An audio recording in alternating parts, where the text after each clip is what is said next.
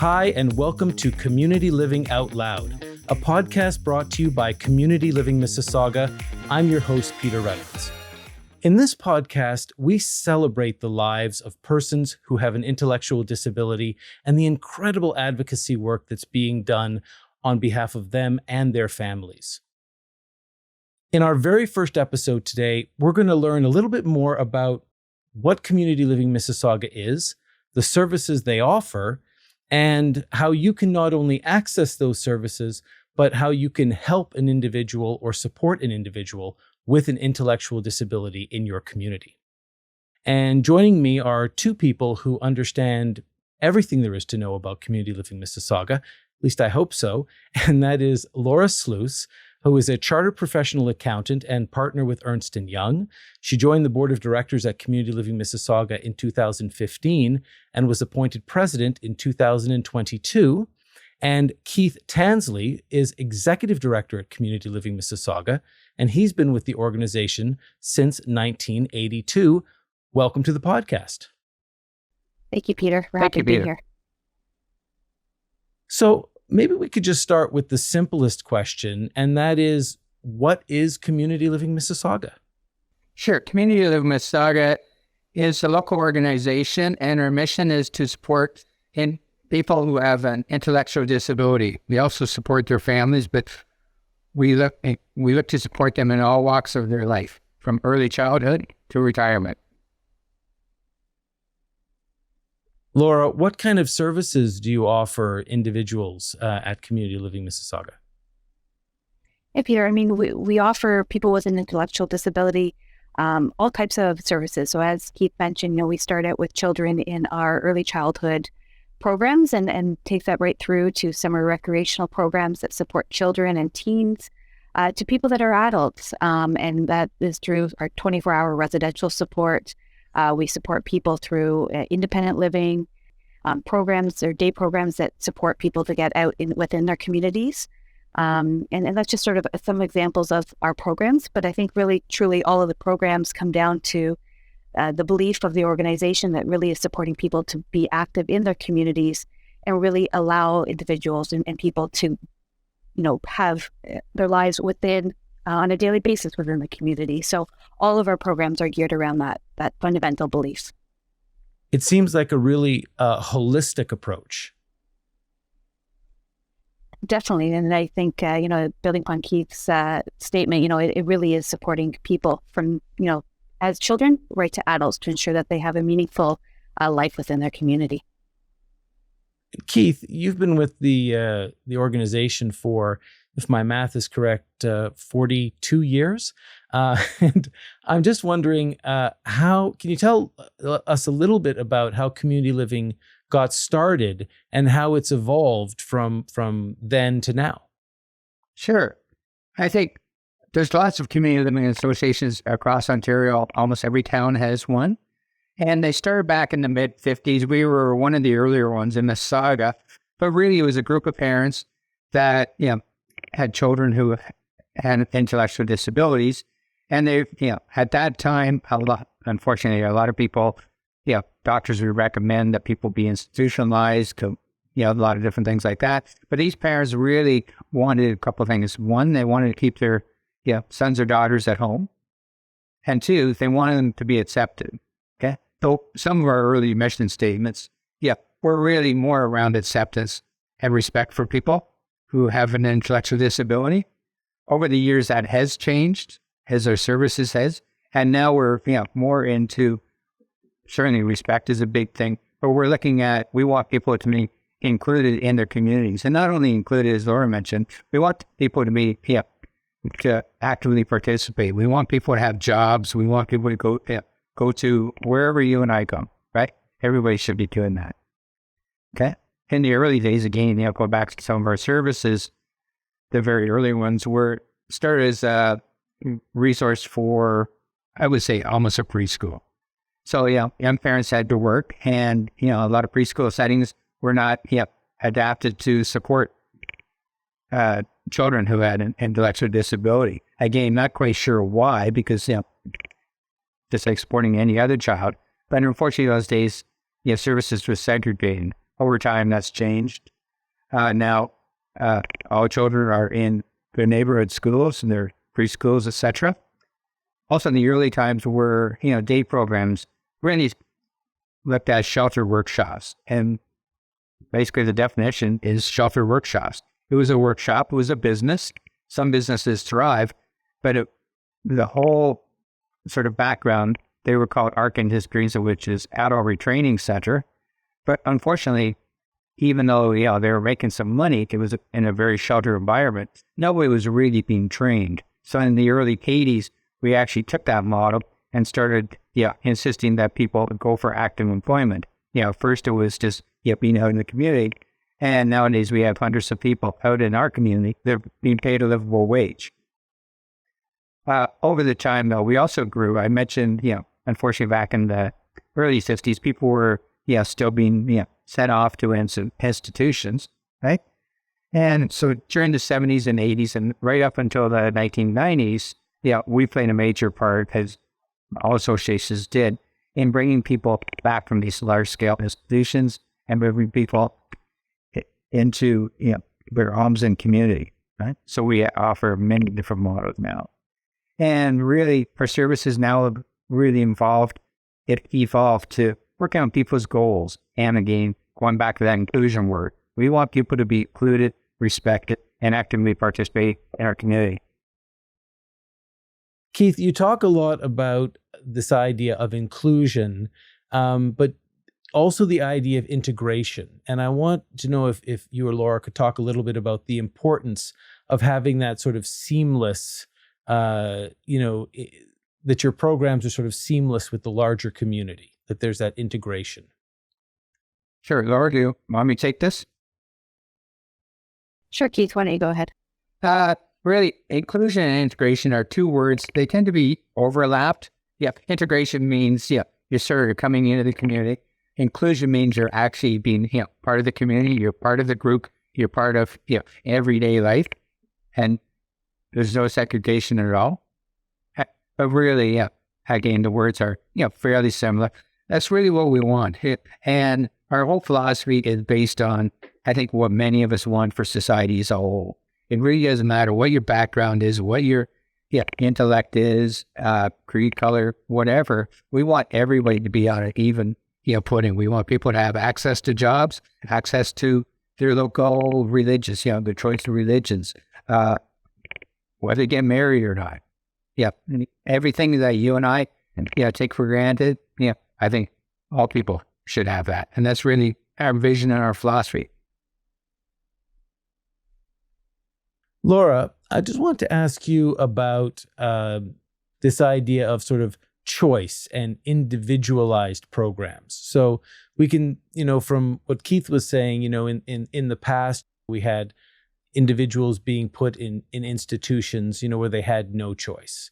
And then we moved into programs in the community where the organization was determining what programs they might be inclusive, but perhaps the individuals did not have as much choice. Can you talk about that shift to more personal choice on the kind of programs and services that individuals who have intellectual disabilities are able to participate in?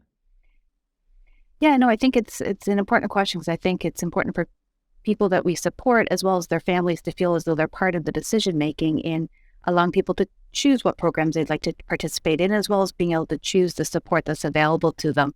And very much we'd like their involvement so that things are customized, that people, again, are choosing where they are actively involved in the community. And is it the job that they'd like to participate in, or is it a program they'd like to be involved in?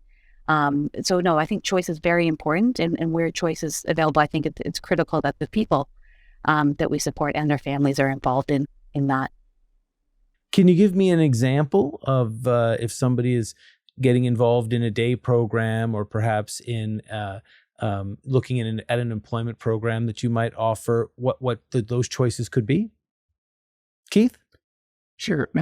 We offer many day programs, and quite a few of them start off at one center. And really what we say to people is, you can come to this center, right? And we have lots of activities, but we want you to be out in the community doing something different. Whether you go into a gym, a yoga class, go to a movie, whatever. You should be out in the community, and how we ensure that our employees offer these choices to people. So while you may be in say in our day program, we call them base sites, but there's a variety of different terms. It's just a central location where people come together. But it really comes around choice. So what do you want to do today? And choice is sometimes limited. When you're going out in the groups of 3 or 4, people have to agree. We all want to go to the movie or whatever. And we're trying to evolve those really. So not so much that we get rid of base sites right away. We're going from the opposite spectrum where how do we support people and how do we ensure those friendships are out there so people don't need to come to our base sites. They're already actively involved. And I would think that funding plays a role in that, in the fact that you want to give as many choices as possible, but we have to sort of work within the resources that we have available. Absolutely. I mean, we're pretty good at, stretching a dollar, but there's many things. Most of our funding for day programs comes from the Ministry of Children and Community and Social Services. We haven't had a base increase for probably about 11 years. So we get some program expansions every so often. But we don't even get increases for the price of food or car allowances or whatever. So funding's always tight. Also, we really advocate for the salaries of our employees. They earn an okay wage, but certainly, we want them to be respected. And part of that is people coming into this field, they're looking for higher salaries so they can actually live in Mississauga and they don't have to travel from other communities to come there.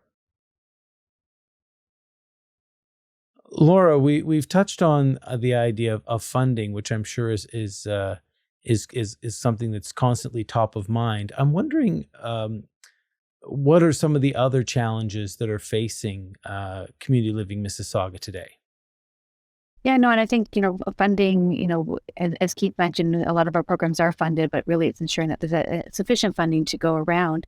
But also, I think some of our unfunded programs, such as our summer recreational programs and for supporting teens and children, and just ensuring we're continuing to look for ways to, raise additional funds so we can continue to expand those programs and support as many children and teens as we can in that, as an example of an unfunded program.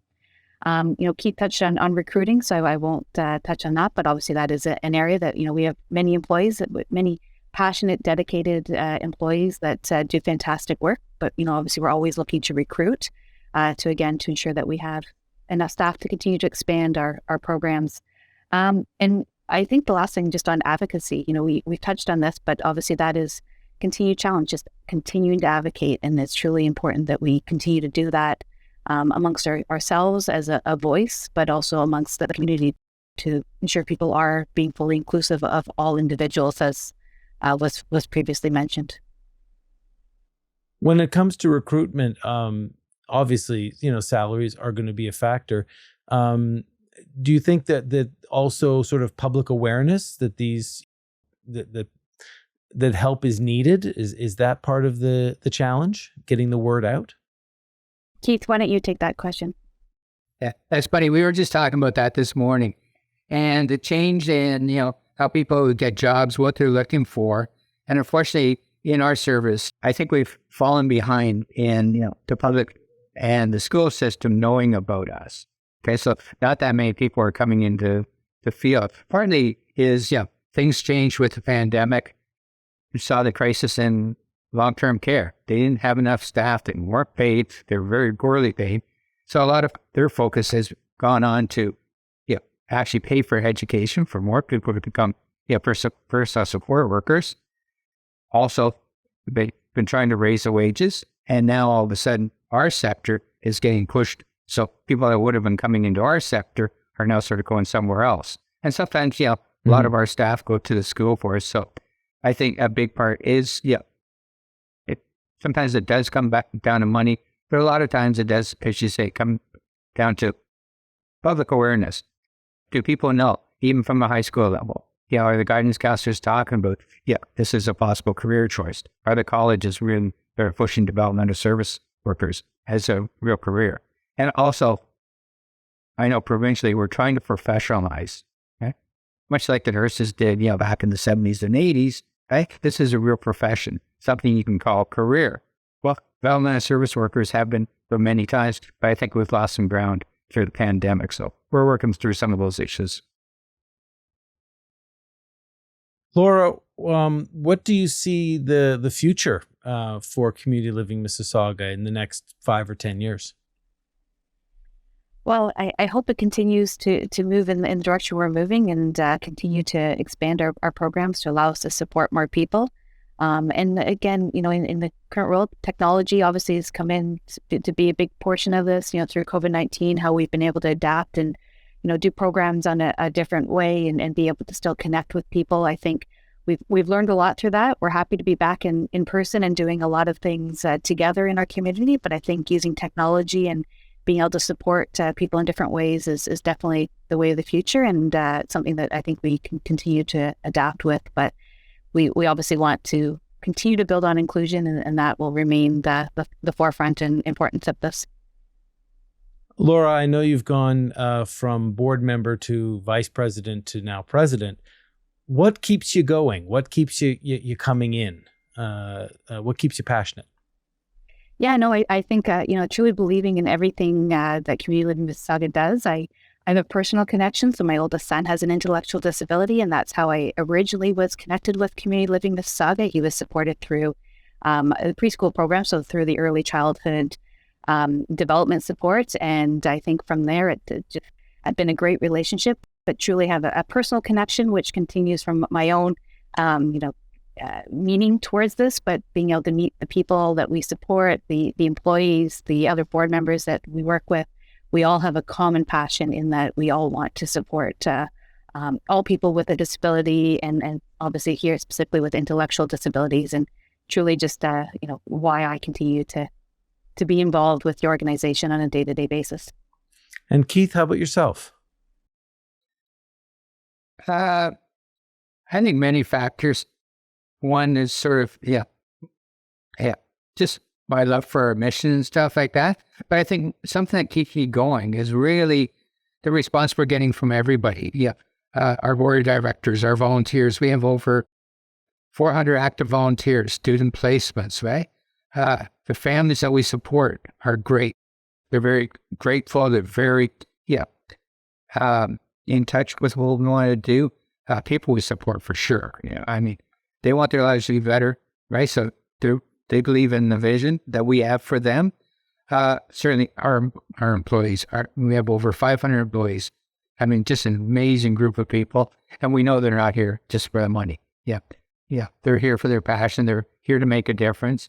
And, a lot of our employees, you ask them why. They're here for the people they support. Not so much for Community Living Mississauga. We want them to be here for us too, to be part of the bigger picture. But they really enjoy their work. And that really keeps inspiring me after all these years.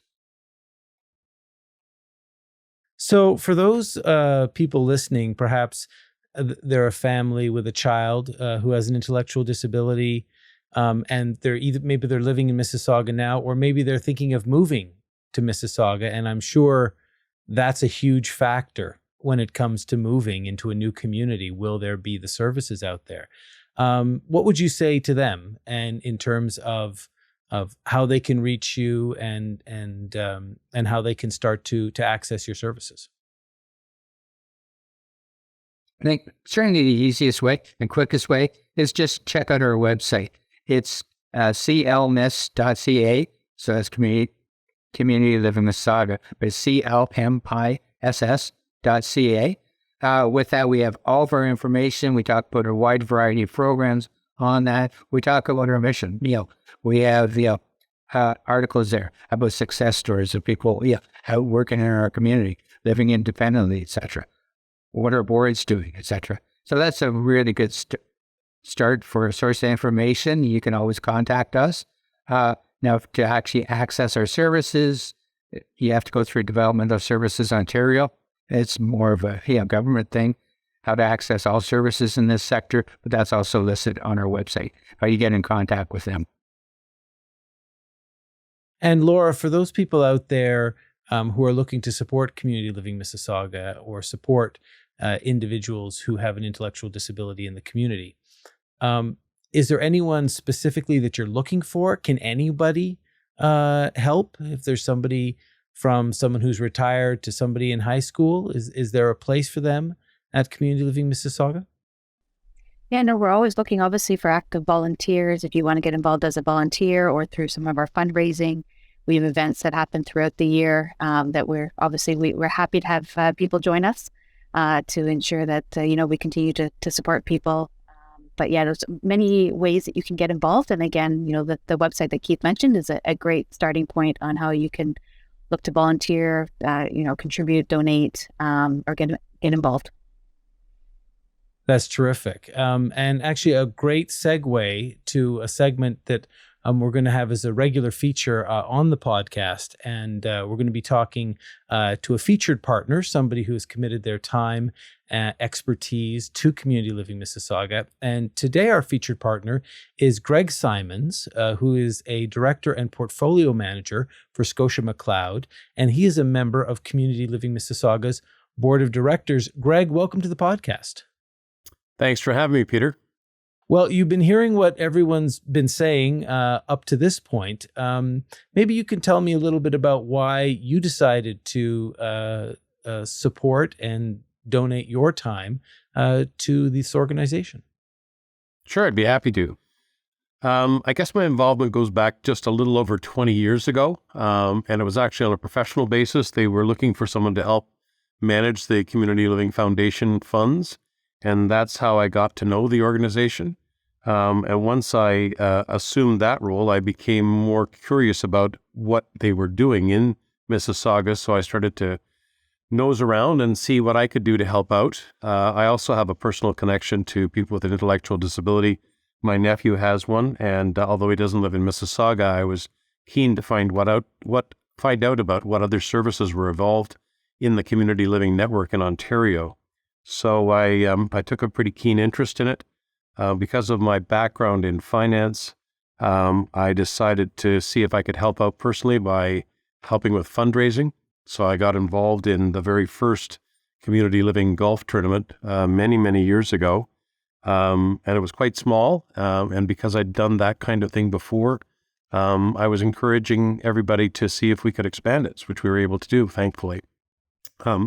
And then, of course, once you get involved on a regular basis, community living is always actively recruiting their volunteers to become even more active. So I started to work on committees, and then through committee work, got to know a lot of the management at community living, and was very impressed with their dedication and their passion for helping. So just evolved that I was eventually asked to sit on the board of directors. I can't recall exactly how long, but I think it's about 10 years. Can you tell us a little bit about, sort of this idea of obviously volunteering or having your business volunteer and support Community Living Mississauga is the right thing to do. Can you talk a little bit about the maybe the business case, the advantages Sure. that the businesses can receive from supporting the organization? Yeah, absolutely. I happen to work for the Bank of Nova Scotia, and there are 5 other banks in Canada that are major employers.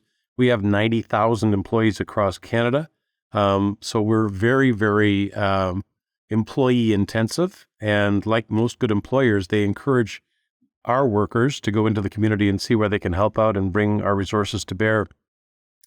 So when it comes to volunteering, it's always a good idea to have a personal stake in the game.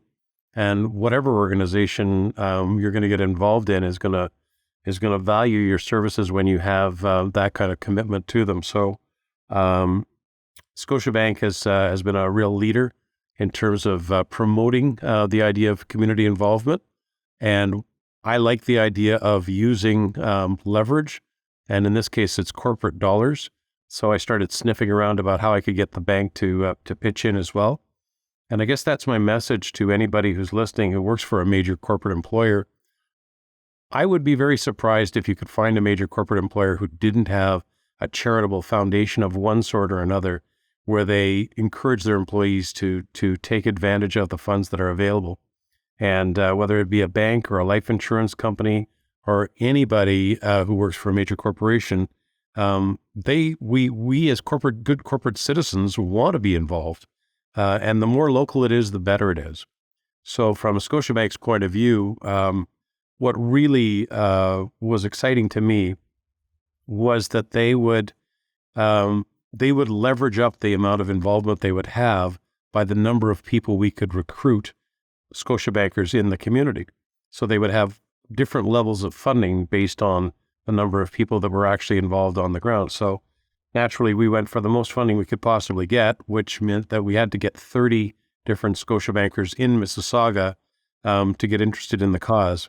And the way we did that was by bringing around committee members to do lunch and learns or breakfast and learn sessions in the individual branches. And the interesting thing about doing that was that once we introduced ourselves in the initial stages, without fail, people in the branch would say, "Oh, we know somebody who's supported by community living," or "We've met a volunteer who's come in with a community living supported individual. So that's who you guys are."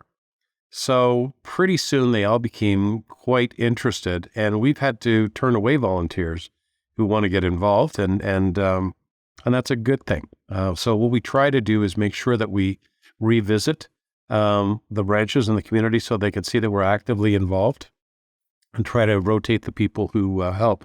I'd be remiss not to talk about some of our other sponsors. I know you'll be speaking to them over time, but you'll often see major corporations, Tim Hortons comes to mind immediately, who are supporting individuals with an intellectual disability and welcoming them onto the worksite.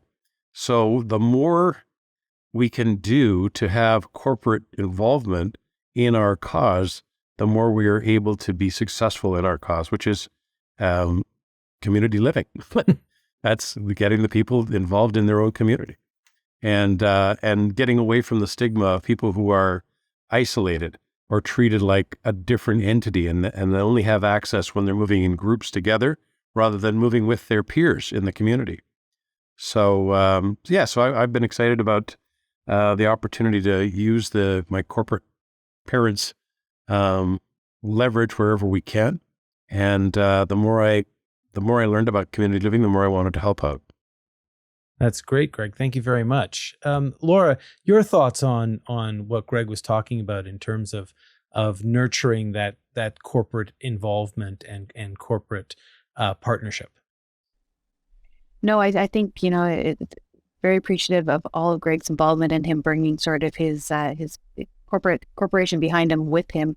And we are definitely very appreciative of all of our corporate partners and sponsors through many, many years. And, Greg's mentioned, Tim Hortons is one that's significant. There's many others, and it's critical for us to keep them engaged and involved because, people that are supported are out there in the community working in some of these organizations or, as Greg mentioned, visiting or customers. So it's critical that we get the word out of what we're doing so that we can engage more corporations to be involved in whatever capacity they see fit. But, education is a big piece of that. So, it's very important to us, and we're very thankful for, companies and involvement such as Greg.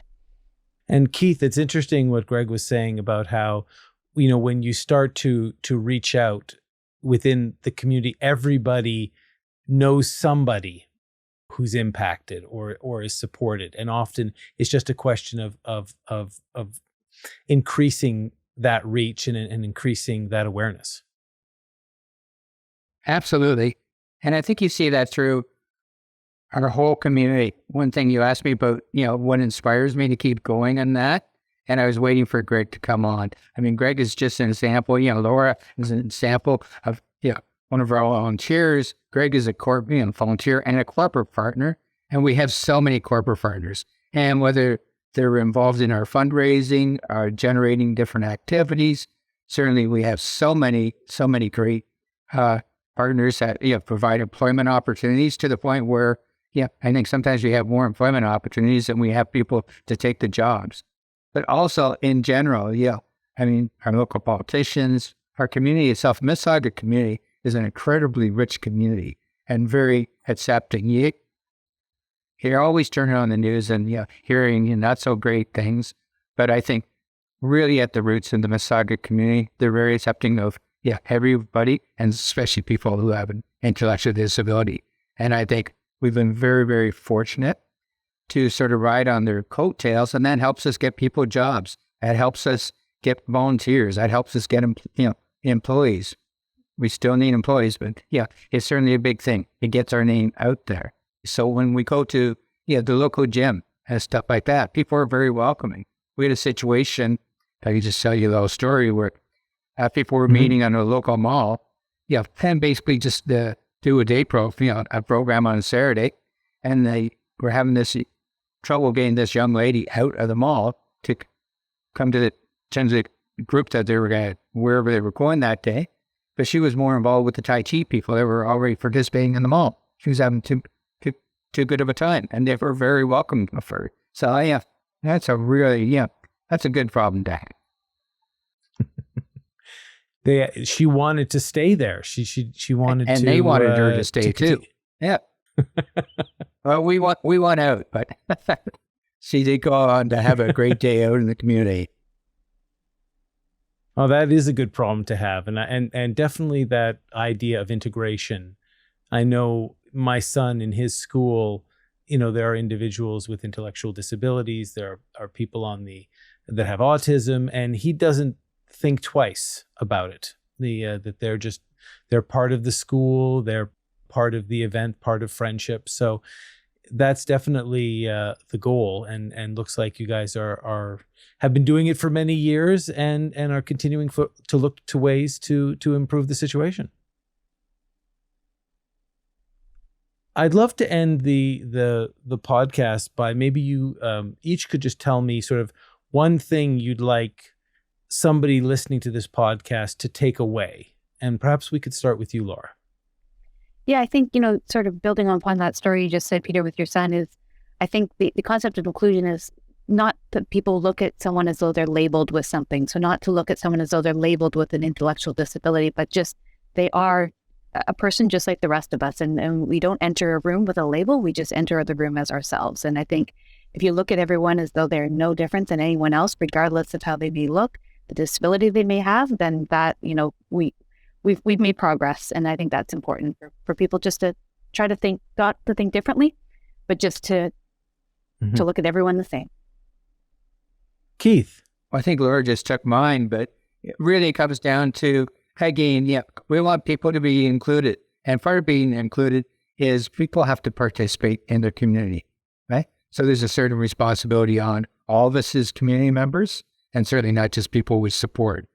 But I think that's really what we want for, again, everyone in our community. It just makes for a healthier, everybody has, a lot better time. There's, a lot of good things to go around. And Greg, yourself. I think what I've learned over the years is that community living supports a broad range of individuals with intellectual disabilities. And that goes all the way from people who are on our board as active participants, helping us with their input and helping us to direct policy for people such as themselves, to the other end where we have people who aren't able to communicate with words, but still have a wonderful involvement in the community and with their families, and need to be welcomed to that community and given every opportunity to participate. So it's a very broad range of people that we support, and it's important that everyone in the community understands that they have a role to play in helping these people to have a great quality of life. Well, I just wanted to thank the three of you for joining us for this inaugural episode of Community Living Out Loud. I'm really excited to see where things go and the kind of people we're able to talk to. But we've been joined by Laura Sluce, who is the Community Living Mississauga Board President. Keith Tansley is Executive Director at Community Living Mississauga. And Greg Simons is a Community Living Mississauga Board Member. Again, thank you all for joining us for this podcast. You're welcome. Thank you very much. Thank you very much. And thank you, of course, to our listeners. Without you, this podcast would be very quiet, and we need to hear from you. And we would love to get your comments on the podcast, any suggestions for future episodes. Let us know the kind of things you want to hear, and we'll be sure to bring it to you. And of course, you can listen to this wherever you get your podcasts. You can also watch a video version on YouTube, and there are links on Community Living Mississauga's website. So for our guests and everyone at Community Living Mississauga, I'm your host, Peter Reynolds, and we'll see you next time.